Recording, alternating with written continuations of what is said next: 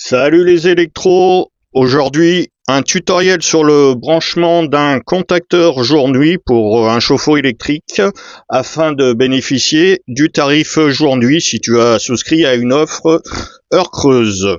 Le contacteur jour-nuit permet de mettre automatiquement ton chauffe-eau en heure creuse et ainsi de bénéficier d'un tarif préférentiel. À savoir que le contacteur jour-nuit peut également servir pour une prise renforcée pour charger une voiture électrique, mais attention, tu ne dois pas brancher un chauffe-eau et ta prise renforcée sur le même contacteur, ça sera un autre contacteur. Côté matériel, donc tu auras besoin d'un disjoncteur 20 ampères ou 16 ampères suivant la puissance de ton chauffe-eau. Là c'est un 20 ampères. Un 20 ampères, on va dire que le chauffe-eau il fait 200 litres, donc un 20 ampères. S'il fait moins de 150, un 16 ampères suffit. Après tu as besoin d'un disjoncteur 2 ampères qui va protéger la bobine de ton contacteur et bien sûr d'un contacteur jour-nuit. Tes disjoncteurs 20 et 2 ampères doivent te servir uniquement pour ton chauffe-eau et protéger la bobine du contacteur. Tu ne peux pas brancher autre chose. Après, pour ton interdifférentiel, ça sera un interdifférentiel type AC. Avant de faire ton installation, là c'est sur un petit tableau pour qu'on puisse mieux voir, bien l'électricité si tu as à intervenir sur ton tableau. Après, si tu vas rajouter donc deux modules, donc le 20 et le 2 ampères, plus ton contacteur. Il faudra refaire tes peignes pour les deux disjoncteurs. Allez, c'est parti. Sur le côté, je te mets le schéma de branchement. Ici, tu as le disjoncteur 20 ampères, ça va pour ton chauffe-eau, le 2 ampères pour la bobine du contacteur, et enfin ton contacteur jour-nuit. Ici, je vais avoir mon alimentation qui arrive depuis le chauffe-eau, et ici, deux fils 1.5 qui vont aller jusqu'au compteur Linky. Je te montrerai comment on les branche au niveau du compteur. Je vais commencer par brancher nos trois fils qui viennent de ton chauffe-eau. Ta terre, bien sûr, sur ta barrette de terre. Après, ici, tu as ton neutre et ta phase qui viennent de ton chauffe-eau. Donc, comme tu peux le voir là sur le schéma, ces deux fils vont aller sur ton contacteur, ici, en bas du contacteur. Nous avons notre neutre et notre phase. Donc, tu vas les dénuder et tu vas les mettre, comme tu vois, sur le schéma à côté, tu vas les mettre sur la partie basse de ton contacteur jour-nuit, avec le neutre à gauche et la phase à droite.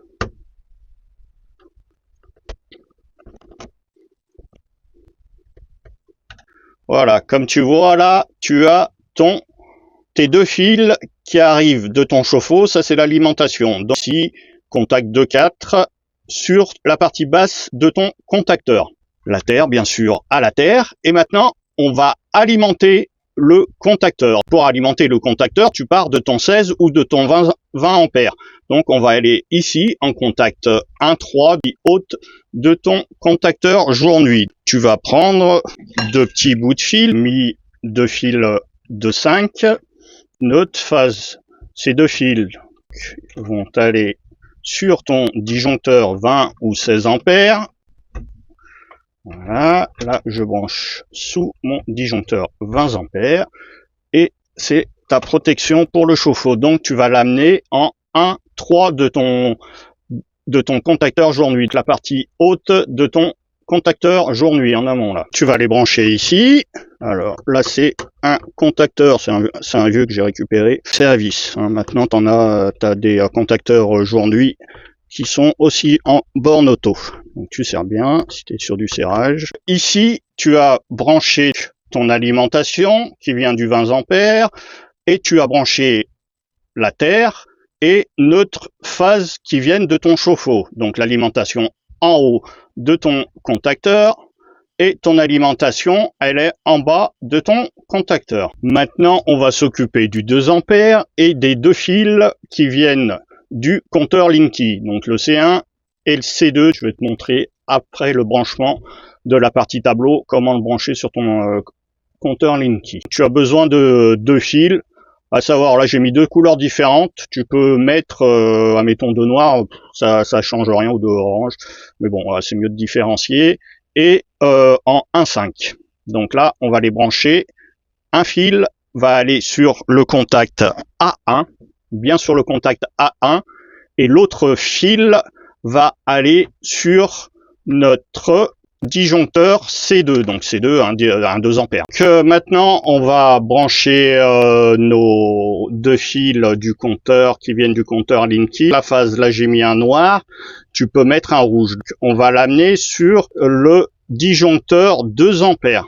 Tu branches le premier fil sous le disjoncteur 2 ampères. Ton deuxième fil qui vient du compteur Linky, tu vas le brancher en A1. Attention de ne pas confondre A1, A2. Bien sûr, A1, l'autre fil qui vient du compteur Linky. Maintenant, tu le mets, tu visses ou tu mets ton fil, c'est des bornes auto qu'on a dit, sur A1. Si c'est à vis, tu vérifies toujours, tu tires un coup, on sait jamais. Donc là, on a branché nos deux fils pilotes. Le premier fil pilote, tu l'amènes à 1. Le deuxième fil pilote, la phase de ton disjoncteur 2 ampères. Maintenant, il nous reste un seul fil à mettre. Ça va être le neutre qui va aller sur la bobine, donc en A2. Donc là, tu mets un petit bout de fil. Maintenant, on a dit qu'il manque juste un fil. On va mettre un neutre qui va partir de ton disjoncteur 2 ampères. Là, je le mets. Borne automatique. Et là, je l'amène ici au contact A2. Le A2, c'est le neutre qui vient de ton disjoncteur 2 ampères. Tu le branches en A2. Voilà. Là, au niveau du tableau, on a fini les branchements. On va faire un petit récap. Tu as ton alimentation, tes 3 fils qui viennent de ton chauffe-eau, bon, la terre à la terre. Là, tu as tes deux fils, notre phase de ton chauffe-eau en bas de ton contacteur, contact 2,4, ici. Après, tu pars de ton disjoncteur, tu alimentes le contacteur. Tes deux fils qui viennent du compteur Linky, le premier, tu l'amènes en A1 de la bobine.